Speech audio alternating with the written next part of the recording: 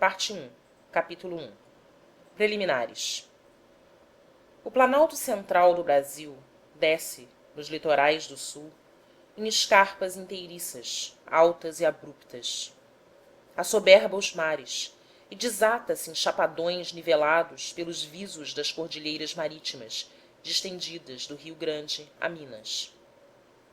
Mas, ao derivar para as terras setentrionais, diminui gradualmente de altitude, ao mesmo tempo que descamba para a costa oriental em andares, ou repetidos socalcos que o despem da primitiva grandeza, afastando-o consideravelmente para o interior. De sorte que quem o contorna, seguindo para o norte, observa notáveis mudanças de relevos. A princípio, o traço contínuo e dominante das montanhas, precintando-o, com destaque saliente sobre a linha projetante das praias, depois, no segmento de orla marítima entre o Rio de Janeiro e o Espírito Santo, um aparelho litoral revolto, feito da envergadura desarticulada das serras, riçado de cumeadas e corroído de angras, e escancelando-se em baías, repartindo-se em ilhas, e desagregando-se em recifes desnudos, à maneira de escombros do conflito secular que ali se trava entre os mares e a terra.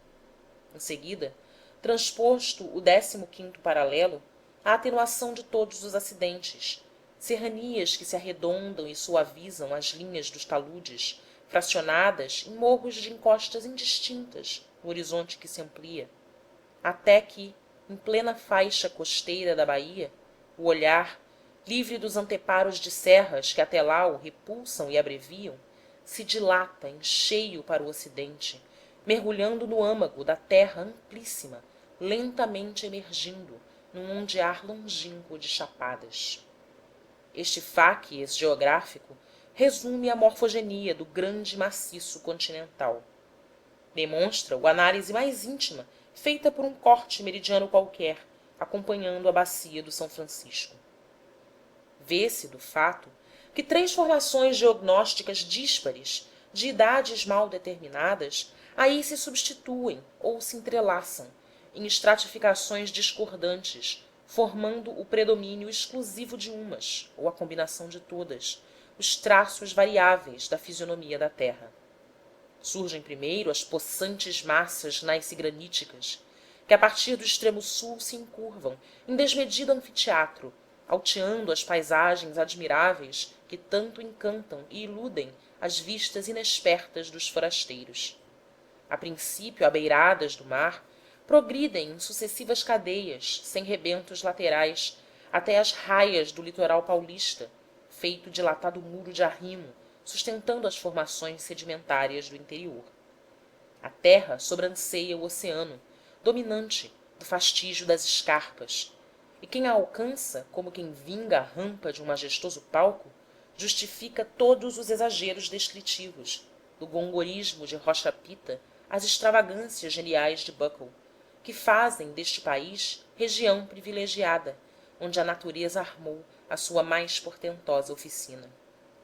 É que, de feito, sob o tríplice aspecto astronômico, topográfico e geológico, a nenhuma se afigura tão afeiçoada à vida. Transmontadas as serras, sob a linha fulgurante do trópico, vêem-se, estirados para o ocidente e norte, extensos chapadões, cuja urdidura de camadas horizontais de grés argiloso, intercaladas de emersões calcárias ou diques de rochas eruptivas básicas, do mesmo passo lhes explica a exuberância sem par e as áreas complanadas e vastas. A terra atrai irresistivelmente o homem, arrebatando-o na própria correnteza dos rios, que do Iguaçu ao Tietê, traçando originalíssima rede hidrográfica, correm da costa para os sertões, como se nascessem nos mares e canalizassem as suas energias eternas para os recessos das matas opulentas. Rasgam facilmente aqueles estratos, em traçados uniformes, sem talvegues deprimidos, e dão ao conjunto dos terrenos, até além do Paraná, a feição de largos plainos ondulados, desmedidos. Entretanto, para leste, a natureza é diversa. Estereografa-se duramente nas placas rígidas dos afloramentos gnáissicos, e o talude dos planaltos dobra-se do socalco da mantiqueira, onde se encaixa o Paraíba, ou desfaz-se em rebentos que, após apontarem as alturas de píncaros centralizados pelo Itatiaia, levam até o âmago de Minas as paisagens alpestres do litoral. Mas, ao penetrar-se este estado, nota-se, malgrado o tumultuar das serranias, lenta descensão geral para o norte. Como nos altos chapadões de São Paulo e do Paraná, todas as caudais revelam este pendor insensível com derivarem em leitos contorcidos e vencendo, contrafeitas, o antagonismo permanente das montanhas. O Rio Grande rompe, rasgando-a com a força viva da corrente, a Serra da Canastra, e, norteados pela meridiana, abrem-se adiante os fundos vales de erosão dos rios das Velhas e do São Francisco. Ao mesmo tempo, transpostas as sublevações que vão de Barbacena a Ouro Preto, as formações primitivas desaparecem, mesmo nas maiores eminências, e jazem sotopostas a complexas séries de xistos metamórficos, infiltrados de veeiros fartos nas paragens lendárias do ouro. A mudança estrutural origina quadros naturais mais imponentes que os da borda marítima. A região continua alpestre.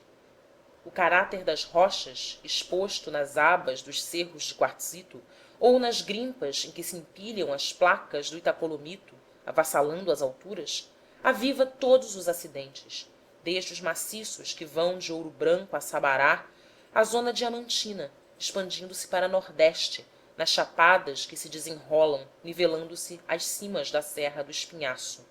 E esta, apesar da sugestiva denominação de Eschwege, mal sobressai entre aquelas lombadas definidoras de uma situação dominante.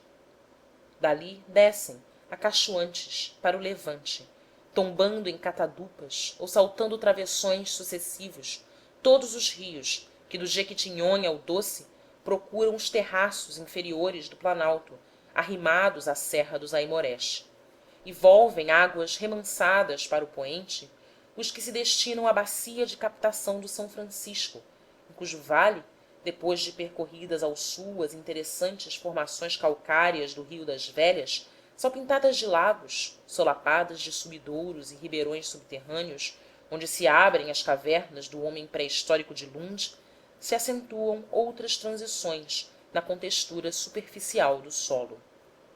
De fato, as camadas anteriores, que vimos superpostas às rochas graníticas, decaem, por sua vez, sotopondo-se a outras, mais modernas, de espessos estratos de grés. Novo horizonte geológico reponta com um traço original e interessante. Mal estudado, embora, caracteriza-o notável significação orográfica, porque as cordilheiras dominantes do sul ali se extinguem, soterradas, numa inumação estupenda, pelos possantes estratos mais recentes que as circundam. A terra, porém, permanece elevada, alongando-se em planuras amplas ou avultando em falsas montanhas de denudação, descendo em aclives fortes, mas tendo os dorsos alargados em plainos inscritos num horizonte de nível, apenas apontoado a leste pelos vértices dos albardões distantes que perlongam a costa. Verifica-se, assim, a tendência para um aplainamento geral. Porque, neste coincidir das terras altas do interior e a depressão das formações arqueanas, a região montanhosa de Minas se vai prendendo, sem ressaltos, à extensa zona dos tabuleiros do norte. A Serra do Grão-Mogol, raiando as lindes da Bahia, é o primeiro espécimen dessas esplêndidas chapadas imitando cordilheiras que tanto perturbam aos geógrafos descuidados, e as demais que a convizinham, da do Cabral mais próxima, a da Mata da Corda alongando-se para Goiás, modelam-se de maneira idêntica. Os sulcos de erosão que as retalham são cortes geológicos expressivos. Ostentam em plano vertical, sucedendo-se a partir da base, as mesmas rochas que vimos substituírem em alongado roteiro pela superfície. Embaixo, os rebentos graníticos, decaídos pelo fundo dos vales, em cômoros esparsos. À meia encosta, inclinadas, as placas schistosas mais recentes. No alto, sobrepujando-as ou circuitando-lhes os flancos em vales monoclínicos, os lençóis de grés, predominantes e oferecendo aos agentes meteóricos plasticidade admirável aos mais caprichosos modelos. Sem linhas de cumeadas, as maiores serranias nada mais são que planuras altas, extensas rechãs terminando de chofre em encostas abruptas, na molduragem golpeante do regime torrencial sobre o terreno permeável e móvel. Caindo por ali há séculos as fortes enxurradas, derivando a princípio em linhas divagantes de drenagem, foram pouco a pouco reprofundando as, talhando as em quebradas que se fizeram cânions e se fizeram vales em declive, até orlarem de escarpamentos e despenhadeiros aqueles plainos soerguidos. E consoante a resistência dos materiais trabalhados, variaram nos aspectos. Aqui apontam rijamente, sobre as áreas de nível, os últimos fragmentos das rochas enterradas, desvendando-se em fraguedos que mal relembram, na altura, o antiquíssimo Himalaia brasileiro, desbarrancado, em desintegração contínua, por todo o curso das idades. Adiante, mais caprichosos, se escalonam em alinhamentos incorretos de menires colossais ou em círculos enormes, recordando na disposição dos grandes blocos superpostos, em rimas, muramentos desmantelados de ciclópicos coliseus em ruínas, ou então, pelos visos das escarpas, oblíquos e sobranceando as planuras que interopostos ladeiam, lembram aduelas desconformes, restos da monstruosa abóbada da antiga cordilheira, desabada. Mas desaparecem de todo em vários pontos. Estiram-se então planuras vastas, galgando-as pelos taludes que as soerguem, dando-lhes a aparência exata de tabuleiros suspensos. Topam-se, a centenas de metros, extensas áreas ampliando-se, boleadas, pelos quadrantes, numa prolongação indefinida de mares. É a paragem formosíssima dos Campos Gerais, expandida em chapadões ondulantes, grandes tablados onde campeia a sociedade rude dos vaqueiros. Atravessemo-la. Adiante, a partir de Monte Alto, estas conformações naturais se bipartem. No rumo firme do norte, a série dos grés figura-se progredir até ao platô arenoso do Açuruá, associando-se ao calcário que aviva as paisagens na orla do grande rio, prendendo-as às linhas dos cerros talhados em diáclase, tão bem expressos no perfil fantástico do Bom Jesus da Lapa, enquanto para nordeste, graças a degradações intensas, porque a Serra Geral segue por ali como anteparo aos alísios, condensando-os em diluvianos aguaceiros, se desvendam, ressurgindo, as formações antigas.